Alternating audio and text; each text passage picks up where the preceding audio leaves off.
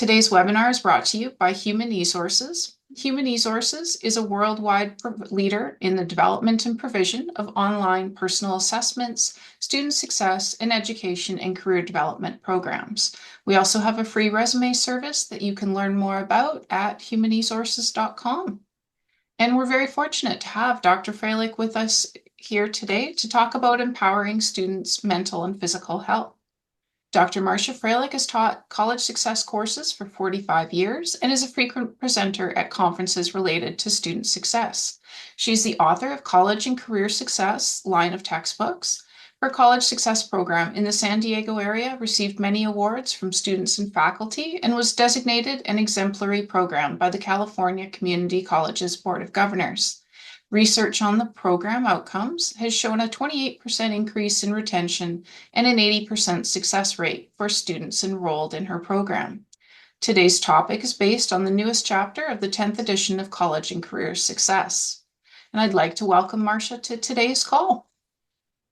Thank you, Tamara, and welcome everyone. As Tamara mentioned, I have been doing research and writing on this new topic. I think it's one of the most important topics in higher education today. And so what I plan to do today is to share some practical strategies that you can use in your first year experience classroom. How many of you have noticed an increase in mental health issues lately? I have been teaching online and I have my students do journal entries, and lots of the journal entries have to do with positive thinking and attitudes. And I've noticed that students are struggling with mental health issues. And so we have a little poll up here. How many of you have noticed that increase? The last semester I taught, I even had to deal with a suicide online, or a student contemplating suicide. And so that's something that I hadn't experienced in all my years of teaching, especially in an online course. And so based on my recent experiences, I've been thinking about ways to help all students with mental health issues. And while the poll is going on, I'll just continue with the presentation. And if you'd like to answer the poll, you can, but we'll move on. I think, Marcia, I can answer for you quickly. We've got 100% yes. So okay. It's a clear, clear answer for us. Okay, so I'm not alone in thinking that this is one of the most important issues that we face in higher education. And I have some quick exercises and some ideas that you can use to help all students with improving mental health. The resources that I have today will be posted at my website, College Success One. And if you see this red arrow at the bottom here, if you click on training notes, you can access my PowerPoint, all of the exercises and links that I'm going to discuss today. So here's an overview of the ideas that I'll be talking about in the presentation today. And that is discovering your personal strengths, character strengths, and how you can use those to increase your resilience. Here's a topic that I've thought about, and it's evolved in my teaching over the recent years, and that is taking pride in your heritage. I'm also the author of textbooks on Native American and Hawaiian and Pacific Islander versions of college and career success, where that's a key idea behind improving self-esteem and being successful, cultivating mental and physical well-being, building resilience, managing stress, avoiding harmful substances, reflecting on life purpose, and being empowered to seek help when you need it. So let's move on to these topics. I am a fan of Martin Seligman. He is a positive psychologist, and his works have informed my teaching over the past several years. And he advocates for discovering your character strengths as a means to attaining the good life. And what do we mean by the good life? That is personal fulfillment, meaning and purpose, well-being, happiness, competence and mastery, goal achievement, and satisfying work. So those are all things that we would like to help our students to attain. So let's see how you can put that into your first year experience class. So there is a free character strength survey at this address, and I have it listed on my resources, and I'm going to click on that and we can go out. So this is the VIA Character Institute based on Seligman's work. And then you just click on Discover Your Strengths and take this survey. And you can take this survey for free and then use it with your students in your first year experience course. So I took this assessment myself, and to give you an idea of what kinds of results you can get. So here's my character strengths profile that I completed a few months ago. So my top character strengths are humor, gratitude, forgiveness, perspective, perseverance, and then it ranks them through 20. And as I looked at the results, it was interesting to see humor at the top. I grew up in a big family, and our family faced many challenges, and we would always face those challenges by laughing. I think we drove my mother crazy with laughing. And whenever in my adult life I find situations that are super challenging, I will think about what is humorous about this situation. It helps to relax and deal with it. And then gratitude, I think, is the result of reading Seligman's work, and that I try to think every day about the good things that I have in my life and be grateful for them, and to express that gratitude to other people. Forgiveness, perspective, perseverance. I've always tried really hard my whole life to accomplish my goals. So that is on there, and also being hopeful about the future. The reason I put my sample on there is because you could do this yourself, and you could do it with your students as a way to think about what are my personal strengths and to use those in times that are stressful. Here's another idea, and I'm going to give some examples, and that is to reflect on the strengths from your family, culture, and community. And I'd like you to think about some of your strengths from your family, culture, and community, and write those in the chat window. Maybe we could share some of those ideas.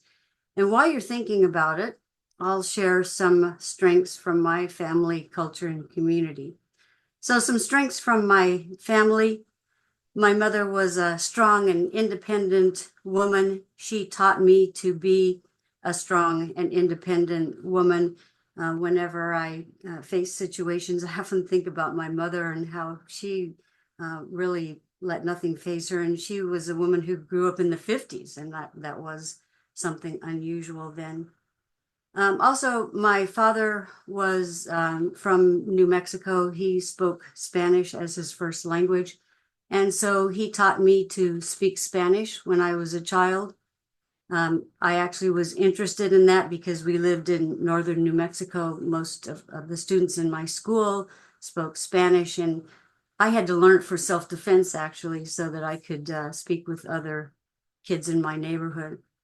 My culture, I grew up in northern New Mexico, which is a very diverse community. So I learned to appreciate different cultures. My community, I have to think about schools. I had some teachers that were very supportive in my life. I was active in the rodeo and used to ride in the rodeo, and so that gave me a sense of self-confidence as well. So Tamara, I'm wondering if we have some other examples that people have written in the chat window as I was speaking. We don't at the moment. We've got a bit of a quiet crowd today. Please feel free to join in with us in the conversation, and you should see a chat window at the bottom of your screen. And feel free to jump in throughout the session to give us feedback and share your knowledge as well. Always an important part of our learning. So in working with students, if you were to have some small group discussions on strengths from your family, culture, and community, it would be a way of helping students to think about strengths in a different way, and also helping students to see how people are different and come from different cultures and communities. So we'll see if we can get some comments in the chat window. Some of the material that I have recently read have to do with managing thoughts and feelings, increasing awareness of negative thought patterns, and increasing resilience. So I'm going to share with you some material in that area. One of the useful tools is called cognitive behavioral therapy. And that's a term that I think we can simplify. The concept is simple and powerful, even though the name seems more complex. So cognitive behavioral therapy is just looking at our thoughts and how that affects our feelings, our behaviors, and our physical reactions. And I have some examples of how this can be used with students. So here's an example. First off, we have an event. My friend did not answer my text. Here's the thought. My friend is ignoring me. Here's the emotion. I feel sad. Behavior. I may avoid my friend when I see him next time. Physical reaction. I feel stressed. So I would like to help students explore the connection between their thinking and stress and see if they can reframe their thoughts so that you could reduce the stress. So here's an example of what I mean by that. Here's the event again. My friend did not answer my text. Here's a thought reframed. He must be busy or taking a break from technology. So that's reframed. Emotions, I feel okay. Behavior, I see my friend and ask if he missed my text. And the physical reaction, I am calm. I developed a worksheet with some other examples of cognitive behavioral therapy using some common thoughts I've heard from students over the years. And so you can see that worksheet on the resources at College Success One under my training notes, and you're welcome to use that exercise. I would also like to help students increase their awareness of negative thought patterns. And what do I mean by negative thought patterns? For example, overgeneralization. I failed the exam. I'm not college material. That could be reframed to what went wrong? I'll do better next time. Another one is the imposter syndrome. We often encounter that with students who are first-generation college students. And that just simply states, I don't really belong here. We could reframe it to, I deserve to be here. I'm here to learn. And I don't have to know everything already. Tamara, I'm wondering, do we have any comments in the chat window about cultural strengths, family strengths? We don't at the moment. Would someone mind just typing in if you can actually use the chat? I just want to make sure that there isn't any issues with the chat. Again, bottom of your screen, you should be able to see chat. If someone could just type a quick hello, that would be great. You never know when technical difficulties can pop up on us. Another topic that I use with my students is that of resilience. This photo is actually a photo from my yard. I like to grow flowers, and I was walking along my pool deck and I saw these beautiful flowers growing in the crack. And I carefully plant flowers, and sometimes they make it and sometimes they don't. And here are flowers growing in a crack with no water, nothing. And so I thought this was a good metaphor for resilience. So what is resilience? The capacity to face new challenges, navigate adversity, and overcome obstacles. So as students are transitioning to higher education, how can we help them to navigate the challenges and adversity that they face? I've worked many years in a community college, and we tend to lose our students early on. And so this is an important topic for them. So what are the components of resilience? These are topics that I include throughout my textbook, and then we summarize them here in this new chapter. And that is optimism, being able to look at the world in a positive way, adaptability, emotional awareness, and we have some assessments that help students with that. Hope, and hope is really important. I've read some research that says that that's probably one of the most important factors in success if you can be hopeful about the future. Setting realistic goals. I know many of you work with students on goal setting and how to make those goals achievable and realistic and timely. Problem solving skills, making strong social connections. And I know all of us attempt to do that in our first year experience course. Persistence, self-compassion, empathy, internal locus of control, optimism, healthy boundaries, and gratitude. Another topic that I have taught over the years and is in my new chapter is empower yourself by managing stress and relaxing. And there are a number of activities that you can do that take 5 or 10 minutes that you could easily incorporate into your class. And these are some stress reducing thoughts, mindfulness, some breathing techniques, meditation, and some muscle relaxation. So let's explore those. And in my resources, I have some 5-minute relaxation exercises that you could easily add into your first year experience course. So the first one is stress reducing thoughts. I've been using this over the years. Here are some examples of it. And as I'm saying these, think about, do you have a stress reducing thoughts? Because my stress reducing thoughts might not be the same as yours. So here's some examples of stress reducing thoughts. You've got this. That's not the end of the world. Keep cool.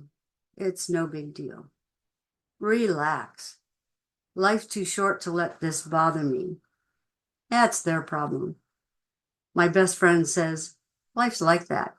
And just be happy. So I will write these on the board in my classroom and say, okay, here are some of my stress reducing thoughts. Can you add some of your own? And then students can brainstorm some other stress reducing thoughts. And again, if you could share some of yours in the chat window, we can get some interaction, some sharing of ideas. But this is a quick and easy way to begin to incorporate some stress reducing exercise into your first year experience course. Mindfulness is one of my personal favorites for being able to relax, and I try to use this every day in my own life. I went to a first year experience conference a few years ago, and there was a whole session on centering a first year experience course around the idea of mindfulness. So mindfulness is just paying attention to what you can see, hear, feel, taste, and touch. In this workshop that I went to at the first year experience, what they would do was take students on a brief field trip in their first year experience course. And that was a 10-minute walk around campus and challenge the students to focus on what they could see, hear, feel, taste, and touch, and then go back to the classroom and share ideas on that. So how does mindfulness work? It actually distracts your mind from things that are stressing you out, and it is a way of relaxing. So there are lots of quick videos that help students with mindfulness. Here's a sample of one of them. And this is just 5 minutes of looking at fall scenery. So again, this is available in my resources for today. And I think it's a good example of what could you do in 5 minutes to help your students relax. So the way I would introduce this exercise is talk about what is mindfulness, what you can see, hear, feel, taste, and touch, and invite them to just focus on the scenery for 5 minutes.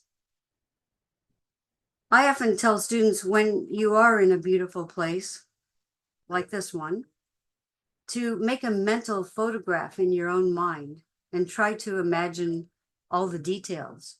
And when you're stressed, to return to that place again. I'm a skier, and one of my mental photographs is on top of the mountain at the Taos Ski Valley in New Mexico and looking around at the beautiful snow and the mountains. And I've had that mental photograph in my mind for years now. And when I'm stressed, I often return to that place. So the mental photograph, 5 minutes of just focusing on nature. So that's just a sample of it. I'm not going to play the whole thing, but it's available. And there are many like this. If you go on YouTube and search for 5-minute relaxation exercises, there are lots of them. There are some for fall, winter, spring, summer. There are some for oceans, waterfalls. I do think it's good to choose ones without words, because as I was looking through them, I was thinking about how some of the words might be distracting and might not work with different cultures. So with just music and scenery, that seems to work the best, I think. Okay, another quick strategy is called box breathing. And when students or when people are stressed, they tend to breathe very shallow and very quickly. I had one of my granddaughters over this weekend, and it was the first time she had a sleepover with my other granddaughters. And in the middle of the night, she woke up and she was stressed, missing her mother. And I noticed her breathing was really shallow. She was breathing really fast and shallow. So I did this breathing exercise with her, and she was able to calm down. So box breathing is just focusing on your breathing. And there are lots of different ways you can do it. I have a short video here that introduces it. And again, it's a 5-minute video that's in my resources. So let me play a little bit of that and then talk a little bit about breathing exercises. There are times when we all experience feelings of stress or anxiety. In these moments, you can use your breath to help calm those feelings. Box breathing is a simple relaxation technique that can help you reset your breath and return to its normal rhythm. You can do it anywhere, anytime. Box breathing can help reduce stress and improve mood. It can also help with controlling and managing emotions. It's very easy to learn. Imagine breathing around a box. Inhale as you visualize going up one side of the box, gradually filling your lungs with air. When you reach the top, hold your breath for 1 to 5 seconds as you picture going across the top of the box. Exhale gradually as you imagine traveling down the other side of the box.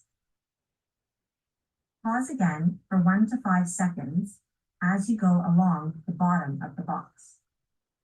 Then repeat. This can be done 7 to 10 times in a row, focusing on the breath. If you can do it sitting down with your feet grounded, that will help too. But really, it can be done anywhere. Box breathing. So just a little bit more about breathing. I don't want to spend the whole time with this, but this is a 5-minute video that is in my resources. I've done some exploration with breathing. My health plan offers biofeedback. And so in biofeedback, they have you do various breathing patterns to show what is the optimum one for reducing your heart rate and relaxing. So what I discovered is that breathing in for 4 and breathing out for 5 is the optimum one for me. So students can experiment with the number, but the idea is that you're breathing in and you're focusing on your breathing, and you're breathing out and you're focusing on your breathing. And some of the breathing techniques involve holding your breath and some do not. I have an app that I actually use every day. It's called Calm Plus. And for 10 minutes, you focus on your breathing, and you can set it for various settings. So I have mine set for breathe in for 4. I don't hold my breath, breathe out for 5, and that works well for me. So that's a free app. Also, it's called Calm Plus. Another exercise that I've done with my students is progressive muscle relaxation. And in that exercise, it takes maybe 5 to 10 minutes.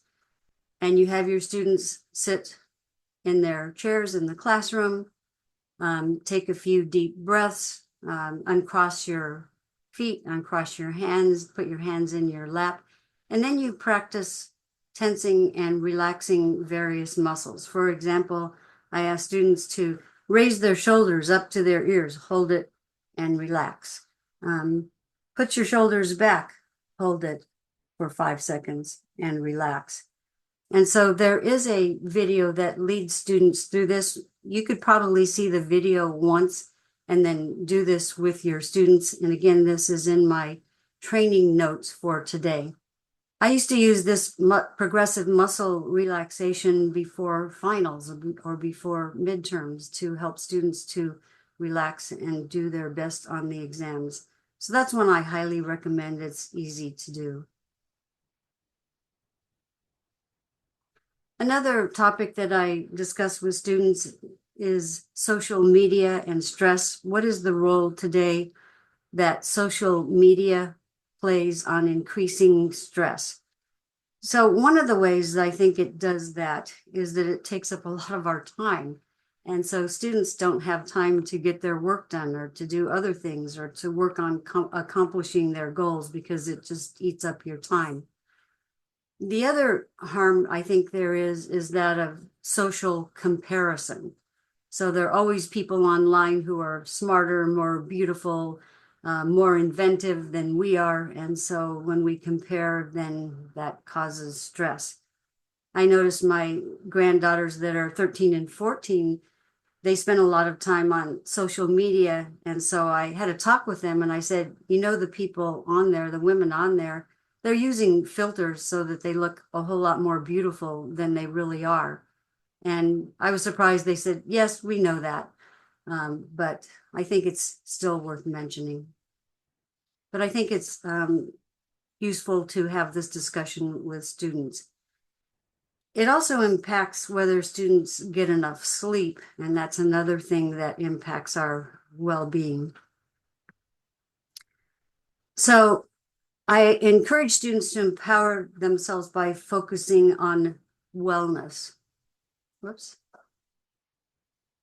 One of the ideas I share with them is the concept of the blue zones. So blue zones, there are 5 of them around the world. They've been studied by National Geographic. And in these blue zones, people live much longer than average, and they also are healthy into older age. And so the idea here is, what are the characteristics of people who live in these blue zones? So here they are. They're called the Power 9 Secrets to Longevity. And these are natural movement. As I talk about these, I encourage students to think about, are there some of these you could incorporate in your life? Encourage your students to write intention statements. I intend to exercise more. Purposeful living. And so that's one of the things I work with students. What is your life purpose? Stress reduction, mindful eating, and that is eating slowly, appreciating the food that you eat. A plant-based diet, not totally vegetarian, but a focus on plants. Social drinking. And I read this and I thought, well, maybe students have a problem with drinking in college, and I think some of them do. But what they're talking about here is, at the end of the day, people get together with friends and family and have a glass of wine with dinner. I do put a caveat on this. The World Health Organization has just come out and said drinking is probably not healthy for anyone. So I think this is an open question. Having a spiritual community, I don't think this means religion per se, but spiritual people who have beliefs that you can share. putting family first and having strong social networks. So here it is in a nutshell, secrets to longevity. So on exercise, the recommendation is 150 minutes of moderate exercise per week. Lots of people have Apple Watches, as I do myself, and can track movement and exercise. So that's one of the keys to good health. And the reason it is, it increases oxygen to the brain. It helps with focus and concentration, memory, and relaxation. All of those are related to college success. Nutrition. This is a free graphic from USDA. It's called myplate.gov. And I think the significant thing about this is half of the plate is filled with fruits and vegetables. I think a lot of college students may not eat very many fruits and vegetables. Then the other half of the plate is covered with grains and protein, and then dairy off to the side. So that could be a beginning point for talking about nutrition. In my college classroom, I notice what students bring in for snacks. And of course, lots of people bring in sodas and chips. And so I thought of this exercise where I looked at a can of cola and figured out how many grams of sugar were in this can of cola, and then how many teaspoons of sugar that would be. So I brought a glass to class and a bag of sugar. And I said, how many teaspoons of sugar do you think are in this cola? And then I started measuring out these spoons and putting them in the glass. It actually used to be more than it is now. It used to be about 12 to 13 teaspoons. And I just checked yesterday and it's 8. So I think cola companies have actually reduced the sugar, but still, that visual of measuring the sugar out into a glass is enough to help people maybe rethink all the colas that they're drinking.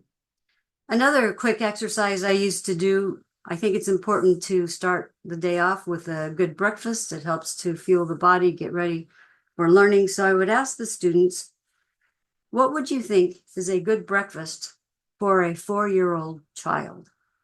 And so they would write that down. And then I would say, okay, what did you eat for breakfast this morning?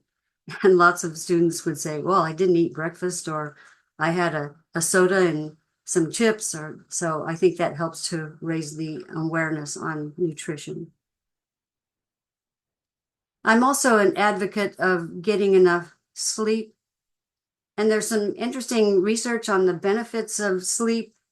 There's a 30% decline in mental abilities after missing one night of sleep. Now think about this for a moment. How many college students will stay up all night studying for an exam? I have to be truthful with you and say I tried this myself when I was a college student, and it didn't work out too well. I remember studying for one exam all night and then going to the exam, and in the middle of the exam, I fell asleep and I woke up as everybody was walking out of the classroom. So I figured out that probably wasn't the best idea. There's a 60% decline in mental abilities after missing 2 nights of sleep. I think students, it would be helpful for them to know that. So insufficient sleep causes reduced food utilization and weight gain, weakened immune system, accelerated aging, increased accidents, elevated stress, increased irritability, anxiety, and depression, diminished energy levels. So all of these college students who are staying up late on social media, staying up all night to study for exams, I think they need to be aware of what happens when you don't get enough sleep. So some ways to get enough sleep. Having a consistent sleep schedule, meaning pretty much you go to bed at the same time and wake up at the same time each day. Of course, we know that people have parties and late night events, but as much as possible, try to keep a consistent sleep schedule. If you're up late, maybe still get up early, maybe not as early as you usually do, but not to sleep half the day. And avoiding electronics and social media before bedtime, avoiding studying on your bed, because then it's difficult to sleep. Getting some exercise so that your body is tired, and providing some time to unwind at the end of the day. Maybe that's the time for those breathing exercises or meditation or mindfulness. Another topic I think is important today is vaping and e-cigarettes. Years ago, the tobacco company was promoting cigarettes. I think everyone knows that that's dangerous, but I'm not sure everyone knows about the dangers of vaping. And the tobacco companies are promoting vaping, and they're saying it prevents smoking in the future, and it's actually a good thing. And so it's the same kind of advertising that we saw years ago promoting cigarettes. And about 14% of our college students are vaping. And so I think it might be a good idea for them to be aware of what are some of the harmful effects of vaping. And then, of course, alcohol and drugs are continuing issues on our college campuses. Some information I looked up on vaping and e-cigarettes, just to make sure I had the facts straight here. I mentioned 14% of our college students are vaping. Nicotine is addictive, no matter what the cigarette companies try to tell us. It can damage the brain by increasing anxiety, depression, mood swings. It decreases cognitive ability, interferes with attention and learning.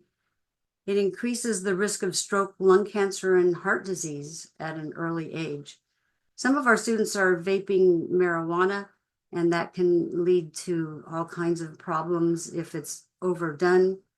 For example, some psychotic breakdowns if it's too much, some harmful psychological effects. And then binge drinking. Binge drinking for men is defined as 5 drinks in a row, for women, 4 drinks in a row. Every year, sadly, I hear about students, especially during initiation at the beginning of college, who have drinking games, and students are drinking many more drinks in a row than they should. And that's related to memory loss, rapid aging, falling behind in schoolwork, and death from alcohol poisoning. And sadly, every year, a few students die from alcohol poisoning.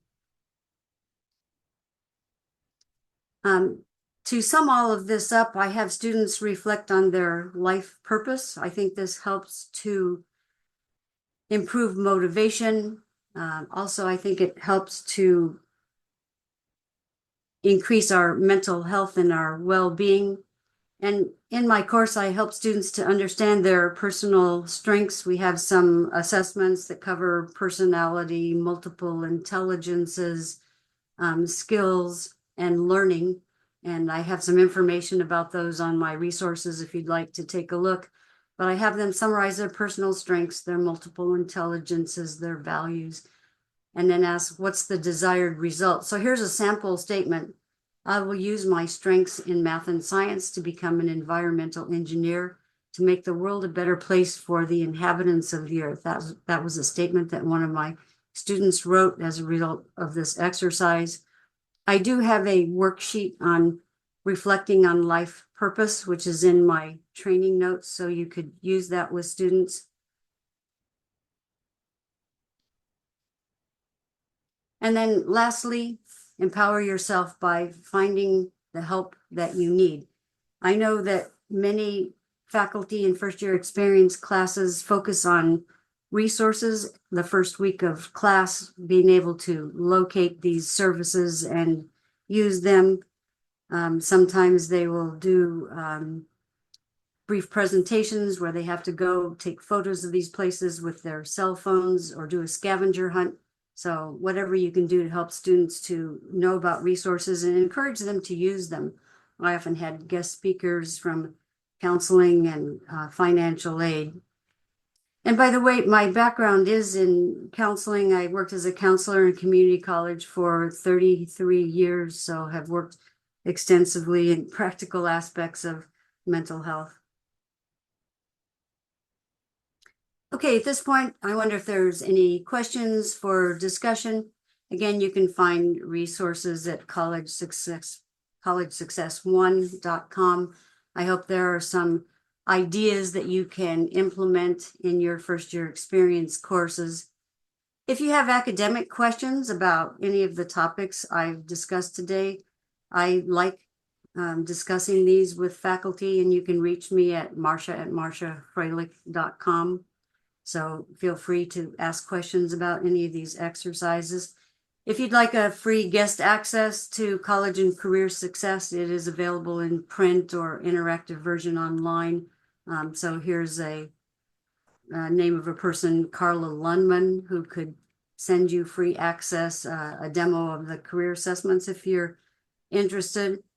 And at this point, I'd like to open it up for questions. And Tamara, if you have any comments that you'd like to add, and I'm not sure if we got any comments in our chat window.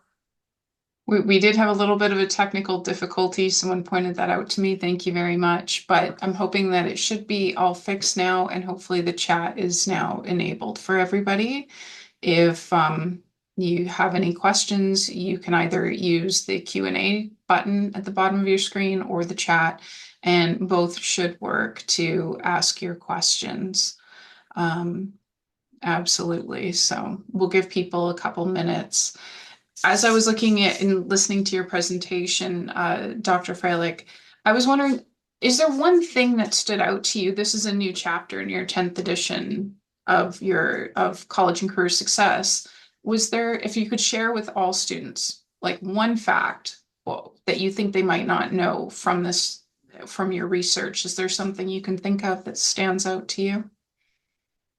Well, I have to go with my personal favorite, and that is mindfulness. It's such a simple technique, and it's been very powerful in my own life. And so those simple mindfulness exercises, the 5-minute video, the going for a walk in the park. In the morning, I go for a walk, and we have a local park. It's just a small park, but it has trees.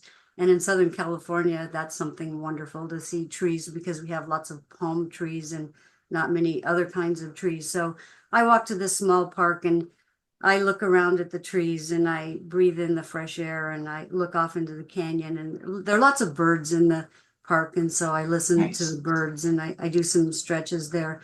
So it's just a simple attitude that's been helpful in my own life. And then I have been stressed out recently in my life. I think maybe it was a result of COVID and being isolated. And so more and more, I have incorporated that habit of the breathing exercises. So I try to do that every day. I don't do it every day, but I'm trying to get in the habit of doing that as a daily exercise, a daily relaxation exercise. And again, these are very simple things that could be shared with students. It not only helps them to transition to college, but I think in life, all of us face stresses. And if we have some simple techniques on how to deal with them, then I think that would be helpful.